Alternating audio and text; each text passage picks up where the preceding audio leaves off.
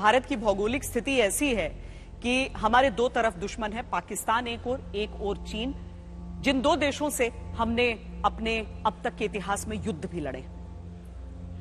चीन के लिहाज से बीते 9 साल बहुत अहम रहे, क्योंकि एक समय ऐसा लगा कि कूटनीति के लिहाज से चीन से रिश्ते सुधारे जा रहे हैं, लेकिन दो बड़े मौके गतिरोध के ऐसे आए जब लगा कि कहीं चीन से युद्ध न हो जाए। लेकिन तब सैन्य नीति और कूटनीति का एक ऐसा मिश्रण प्रयोग में लाया गया जिससे चीन अपनी हैसियत में रहा और चाहकर भी भारत के खिलाफ युद्ध नहीं छेड़ सका।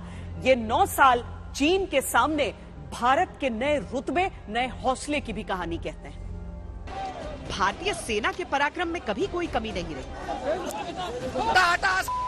लेकिन नीतियों और इच्छा शक्ति ने इस बार चीन को उस कवच का एहसास कराया जो उसके 1962 के अहंकार को चकनाचूर कर गया। 2017 में डोकलाम का गतिरोध तब शुरू हुआ था जब भारतीय सैनिकों ने चीन को सड़क निर्माण से रोका था, और 2020 में गलवान में दोनों देशों के बीच संघर्ष ने खूनी रूप लिया था। दोनों ही मौकों पर भारत और चीन के बीच बात युद्ध तक पहुंची। दोनों ही मौकों पर चीन ने भारत की ताकत को महसूस किया और जंग से पहले कदम रोकने में अपनी भलाई समझी। हालांकि एलएसी पर स्थिति सामान्य करने के लिए भारत और चीन के बीच आज भी कूटनीतिक बातचीत का दौर चल रहा है। डिप्लोमेसी जो है एक किस्म से, जब तक अगर ग्राउंड सिचुएशन आपके पक्ष में जाए तो आपकी डिप्लोमेसी और मजबूत होती। तो उसके बाद जो भी उनके साथ जो बातचीत जो हो रही है और उसके कुछ परिणाम निकले हैं, पूरे नहीं निकले, अभी भी बातचीत जारी है।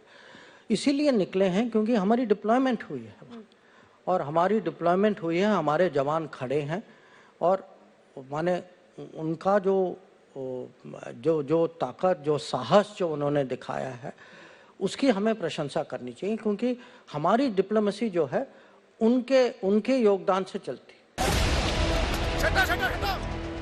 चीन से निपटने के लिए भारत ने 9 साल में जो तरीका अपनाया है, उसमें एक तो सैनिकों को उनकी किसी भी कार्रवाई के लिए सरकार का भरपूर समर्थन है, और दूसरा भारत ने चीन सीमा से लगे इलाकों में विकास की शुरुआत की है।